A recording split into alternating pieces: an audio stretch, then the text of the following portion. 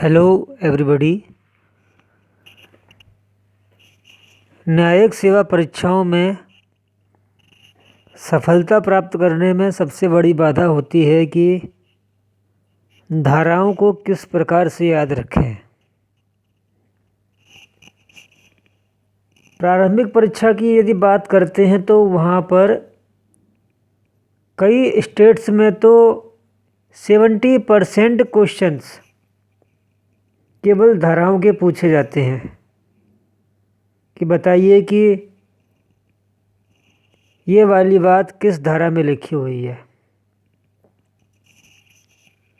उसके बाद मुख्य परीक्षा की यदि बात करें तो अपने उत्तर को अच्छा बताने के लिए वहाँ पर यदि आपने धारा भी मेंशन कर दी तो आपकी मार्किंग अच्छी होगी। मुख्य परीक्षा में ये बाध्यता नहीं होती है कि आप धारा भी बताएंगे। यदि आपने धारा बता दी तो आपकी मार्किंग अच्छी होगी। यदि आपने यदि केस लॉ भी बता दिए तो हो सकता है कि आपकी मार्किंग 19 से 20 हो जाए। लेकिन प्रारंभिक परीक्षा तो पूरी तरह से धाराओं पर ही टिकी रहती है। इसलिए सबसे महत्वपूर्ण यदि प्रश्न लोगों के बीच में होता है कि भाई धाराओं को मैं कैसे याद करूं, तो आज उसी क्वेश्चन को सॉल्व करने की मैं कोशिश करूंगा कि किस तरह से हमको किसी अधिनियम की धारा याद रखनी चाहिए। मध्य प्रदेश एडीपीओ का एग्ज़ाम ले लें अपन, या फिर राजस्थान का जुडिशियल सर्विस का एग्ज़ाम ले लें, राजस्थान में एपीओ का एग्ज़ाम ले लें, तो इन एग्ज़ाम्स में क्या है कि इतने ज़्यादा एक्ट हैं कि यदि एक्ट की भी गिनती की जाए तो वह भी बता पाना हर कैंडिडेट के लिए संभव नहीं हो पाता है। कैंडिडेट का मतलब मेरा ये है कि जो भी एग्ज़ाम देने जाते हैं वो सभी विषयों तक को याद नहीं रख पाते हैं कि 32 विषयों के नाम बताइए। 40 विषय होते हैं तो 40 विषयों के नाम बताइए। ऐसे लोग भी एग्ज़ाम देने जाते हैं कि वह सभी सब्जेक्ट के नाम तक नहीं बता पाते हैं। तो ऐसी कंडीशन में हमें वहाँ पर सभी 40 सब्जेक्ट के सेक्शंस भी याद करने हैं, तो अपने आप में एक चुनौती है। और अजीब बात यह है कि वहाँ पर भी वह सभी 40 एक्ट में से सेक्शन ही सेक्शन पूछ रहा है। कानून की बात कम पूछता है, केवल ये पूछता है कि बता सकते हो तो बताइए कि भाई ये वाला कानून किस सेक्शन में है। अब उनकी भी मजबूरी है ये पूछना कि जहाँ पर यदि आप बोर्ड पर पदासीन होते हैं, न्यायाधीश के पद को सुशोभित करते हैं, या फिर बोर्ड के सामने पब्लिक प्रोसिक्यूटर की तरह आर्गुमेंट करते हैं, तो वहाँ पर इस बात की दरकार होती है कि आपको किताब नहीं खोलनी पड़े। आपके पास यदि कोई फरियाद लेके आता है तो आपको किताब ना खोलना पड़े। आपको पता होना चाहिए कि ये जो फरियाद लेके आया है वह इस वाली किताब में इस धारा में प्रोविज़न दिया हुआ है। तो हमको अपने माइंड को इस तरह से डेवलप करना है कि कानूनों का एक जो बंच है, 40 अधिनियम यदि हैं आपके कोर्स में, या 32 अधिनियम हैं, या 12 अधिनियम हैं, तो अपने माइंड को इस तरह से मेकअप करना होता है कि ये तो चलो 12 अधिनियम हो गए। अब यदि कोई कानून है कि मिसकैरियज हम जानते हैं, वह भी जानता है जो ग्रामीण क्षेत्र में है, जिसने कानून की किताब किया, जिसने कभी साक्षरता प्राप्त नहीं की है, वह भी जानता है कि मिसकैरियज इज़ एन ऑफेंस। स्त्री की इच्छा के बिना गर्भपात करना अपराध है, वह भी जानता है। लेकिन वह ना तो अपनी फरियाद किसी की तरफ से पैरवी कर सकता है। पैरवी वह तब करेगा ना जब उसको कानून का ज्ञान होगा। ना वह किसी दो व्यक्तियों के मामले को सुन करके किसी कानून के अंतर्गत उसको वह डिसाइड कर सकता है, क्योंकि वह कानून से अनभिज्ञ है। कानून से तो सभी विज्ञ होते हैं, लेकिन जो कानून की डिग्री है, जो एक योग्यता मानी जाती है जुडिशरी के व्यक्तियों के लिए, वह उसके पास में नहीं है। तो मेरा कहने का, मैं जिस रास्ते पे आपको ले जाना चाह रहा हूँ वह इतना सा ही है कि कानून तो है, अब हमें ये बताना होता है कि ये कानून कहाँ पर है। तो गर्भपात कराना कहाँ कानून है भाई? ये माइंड में हमको खुद ही अपना एक माइंड मेकअप करना पड़ता है, अपने अंदर ही अंदर पूछना पड़ता है कि भाई ये कानून कहाँ पर है। यदि अपने माइंड को हमने इस तरह से मेकअप किया, तैयार किया युद्ध भूमि पर जाने के लिए, सभी हथियार होना चाहिए। यदि हमको जज बनना है, वकील बनना है, तो अपने आप को उस लायक प्रिपेयर तो करना चाहिए। अदरवाइज़ परचूनी की दुकान खोल लो, घर में रोजी रोटी के लिए अपने क्या बोलते हैं, कपड़ा क्या बोलते हैं, चौका बासन कर लो महिलाओं के लिए, और पुरुषों के लिए कोई छोटी मोटी कोई अपनी नौकरी धंधा कर लो। मेरा ये कहना था कि यदि वास्तव में हम चाहते हैं कि कानून के लिए पैरवी करें, निर्णयों को दें, निर्णयों को सुने, तो माइंड को इस तरफ से मेकअप तो करना चाहिए ना। माइंड के अंदर एक क्वेरी होनी चाहिए कि भाई यदि ये कानून है तो ये कानून कहाँ दिया हुआ है। तो उसी बात को लेकर के कोई भी बोर्ड क्वेश्चन पुटअप करता है कि बंदे को मालूम होना चाहिए कि कानून कहाँ पर है। अब अपन बात करते हैं कि इसको याद, ये तो बात हुई माइंड मेकअप करने की, प्रिपरेशन की, माइंड को प्रिपेयर करना, तैयार कर, इस योग्य बना लेना कि वह खुद ब खुद जिज्ञासु हो जाए। ये मैंने एक बात बताई कि अपने माइंड को इस तरह से आप जिज्ञासु बनाइए कि वह खुद तैयार हो जाए सभी बातों को सुनने के लिए, समझने के लिए। अच्छा, अब दूसरी बात आती है कि सेक्शंस को रटें कैसे। रटना भी पड़ता है कभी कभी, क्योंकि सारे जो सेक्शंस होते हैं वो इतने ज़्यादा अपने रोज़ के जीवन से जुड़े हुए नहीं होते हैं। तो उसके लिए हमें चाहिए, जैसे कि कोई भी अपनी पुस्तक ले लेते हैं, मैंने ये जो है संपत्ति अंतरण अधिनियम हाथ में लिया हुआ है, तो इसमें क्या है कि सबसे पहले हम देखेंगे कि 137 तो इसके अंदर सेक्शंस हैं। ठीक है भैया, इसके अंदर चैप्टर्स भी अपन ने समझ लिए कि भैया 8 इसके अंदर अध्याय हैं। 8वां अध्याय कौन सा है? ये हैगा अनियोज्य दावों के अंतरण के विषय में। तो इसमें हमको सबसे पहले क्या करना होता है कि किसी भी अधिनियम को, उसमें सबसे पहले 137 या 158 या 167 सेक्शंस को याद कर लीजिए, फिर उनके चैप्टर्स याद कर लीजिए, चैप्टर्स, नंबर ऑफ चैप्टर्स। लेकिन सबसे अधिक महत्वपूर्ण बात इसके अंदर ये होती है कि हमें सबसे पहले ये मालूम होना चाहिए कि जो हम बेयर एक्ट पढ़ रहे हैं उस बेयर एक्ट में कौन कौन सी धाराएं इम्पोर्टेंट हैं। तो उन इम्पोर्टेंट धाराओं में आप टिक लगा लीजिए, जैसे मैंने टिक लगाया हुआ है 3 पर 5, 10, 11, 12, 13,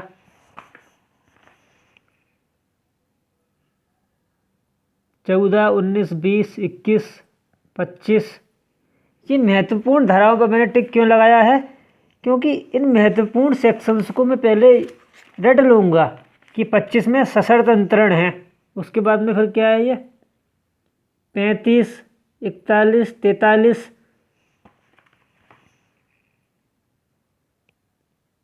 52, 53, 53, 54, 56, 58, 59, 60,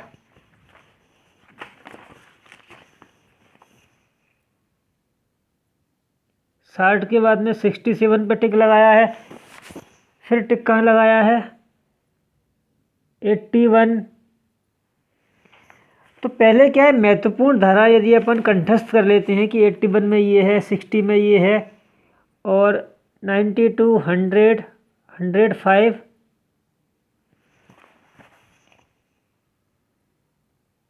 107, 111, 118, 122 gift,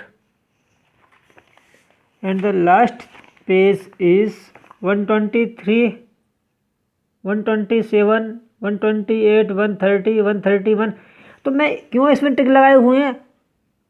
देखो, तैयारी यदि अपन कर रहे हैं कॉम्पिटिशन्स की, तो उसमें केवल इम्पोर्टेंट से काम तो चलने वाला है नहीं है। लेकिन ये जो है ना, 123 पे मैंने टिक लगा दिया, 127 पे लगा दिया, तो ये क्या है कि अंतरण कैसे किया जाता है, बात चल रही है गिफ्ट की। तो गिफ्ट क्या है, 122 इम्पोर्टेंट हो गया, 123 इसमें अंतरण बता रहा है वो कि अंतरण कैसे होता है, 127 में बताया कि दुर्व्रत दान क्या होता है, फिर दुर्व्रत दान की तरह ही सर्वस्व अदाता है, सर्वस्व अदाता क्या होता है। तो इस तरह से जब हम पढ़ते हैं ना, तो ये मालूम हो जाता है कि 122 एक अपना एक पड़ाव है, एक मंजिल हो गई। दूसरी मंजिल कौन सी है, 123। फिर 3 सेक्शन अपन ने नहीं पढ़े, 127 मंजिल हो गई। अच्छा, उससे पहले क्या था, ये तो पास की है ना। देखो, 100 चार्जेस, ये मंजिल है अपनी। उसके बाद में पट्टा है, उसके बाद में पट्टे का पर्यवसान। तो मेरा कहने का मतलब ये है कि जब अपन क्या है कि महत्वपूर्ण धाराएं यदि पढ़ लेते हैं ना, तो उसके बाद में जैसा कि अपन ने फिर पढ़ना स्टार्ट किया शुरू से कि 3 में ये है, 4 में ये, 5 में संपत्ति के अंतरण की परिभाषा है, 6 में अंतरण कैसे किया जाता है ये है, 7 में क्या, 6 में क्या अंतरण किया जा सकेगा, 7 में अंतरण करने के लिए सक्षम व्यक्ति कौन है। तो इसमें फिर इस तरह से होता है कि हम एक पड़ाव के बाद में दूसरा पड़ाव हमें मालूम पड़ जाता है कि 10 में तो हमने पहले ही पढ़ चुके हैं, 10 में ये है, 5 याद करना है, 5 पहले याद कर लिया है, फिर 10 पहले याद कर लिया है। तो 10 हमें मालूम पड़ता है पहले से, 10 में ये है, तो भूल चूक नहीं हो पाती है इतनी अच्छी से। 5 का हमें नॉलेज है, 10 का हमें नॉलेज है, तो 6, 7, 8 और 9 को याद करना आसान हो जाता है, क्योंकि ये हमें पहले से ही पता है, ये तो हमने कंटेस्ट किए हुए हैं। जैसे कि इम्पोर्टेंट मैंने टिक लगाए हैं, तो 137 में से यदि इम्पोर्टेंट होते हैं तो कहीं 30 निकलते हैं, किसी में जैसे कि इसमें निकले हैं 30% निकले हों, तो किसी में 40% इम्पोर्टेंट, किसी में 20% इम्पोर्टेंट निकलेंगे। तो एक बड़ा हिस्सा हम पहले से याद कर लेते हैं, एक बड़ा हिस्सा पहले से कंटेस्ट कर लिया। अब बाकी का 70% याद करना रह गया है, 80% याद करना रह गया है, 60% याद करना रह गया है। तो उसमें क्या है कि हमने तो पहले से 20% याद कर रखा हुआ है, अब 80% रह गया है। तो 20% हमें रास्ते में जरा से पड़ा पर हमें बताता है कि हमने 5 तो हमने याद कर ही लिया था, 5 तो हमें मालूम ही है, फिर हमें 10 हमने याद कर ही लिया था। तो केवल 6, 7, 8, 9 हमें मालूम पड़ता है कि ये 6, 7, 8, 9 जो है वो किस और किसके बीच में है। फिर शाश्वतता ये विरुद्ध नियम हमें पता है 14 में है।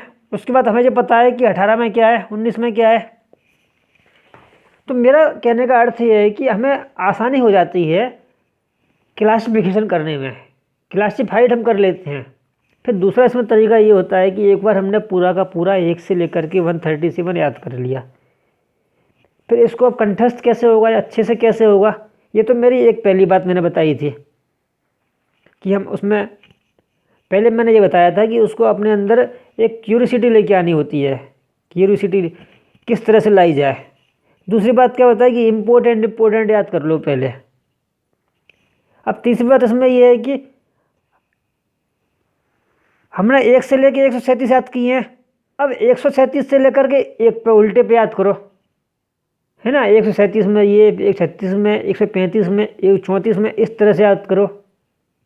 चलो ये भी अपन ने कर लिया, 1 से सीधा भी किया, उल्टा भी किया, फिर उल्टा भी किया, फिर सीधा भी किया।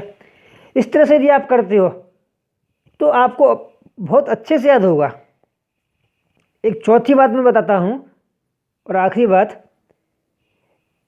कि प्रत्येक अधिनियम को, उसमें चाहे 484 धाराएं हों, चाहे 395 धाराएं हों, यदि हम प्रत्येक अधिनियम को, प्रत्येक सेक्शन को लगातार रिवाइज करते जाएं, लगातार माने कि यदि प्रतिदिन कर सकते हैं तो सोने पर सुहागा है।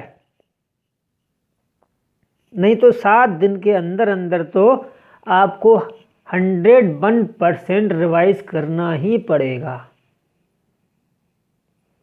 484 धाराएं हैं CRPC की, 395 अनुच्छेद संविधान के, 167 तो जरासी हुई फिर एविडेंस एक्ट की, और ये तो TP की तो 137 ही है मात्र।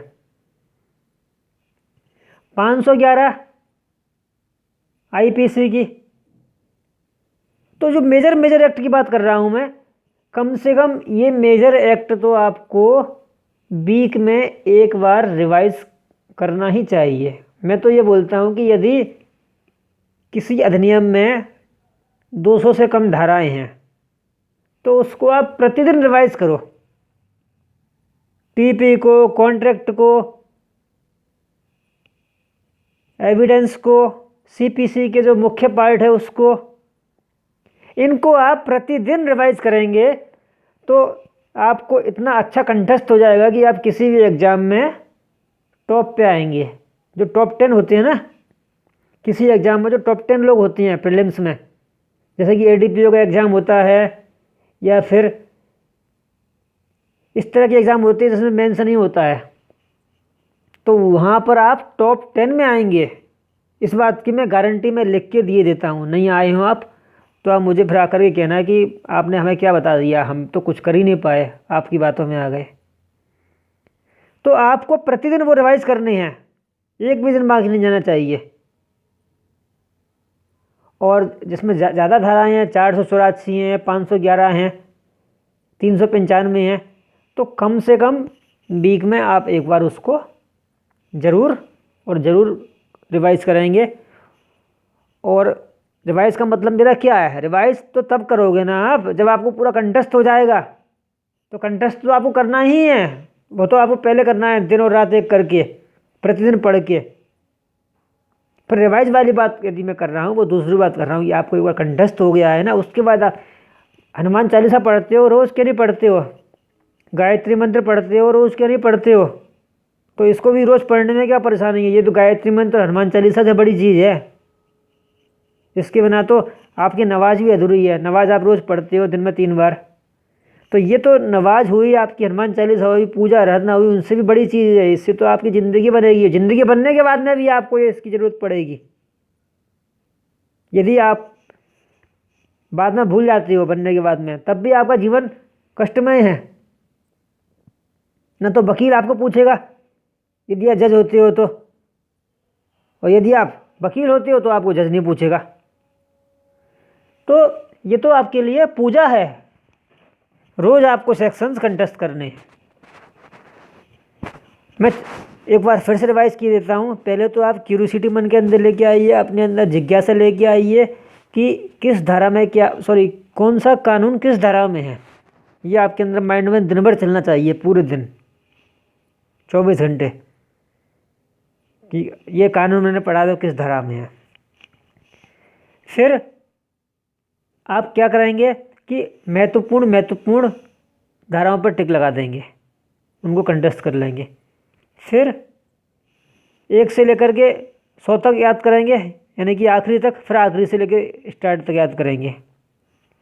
फिर उसके बाद में आप डेली रिवाइज करेंगे धाराओं को।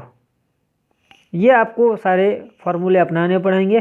फिर आप देखिए चमत्कारिक जो रिजल्ट आएगा वो क्या आएगा।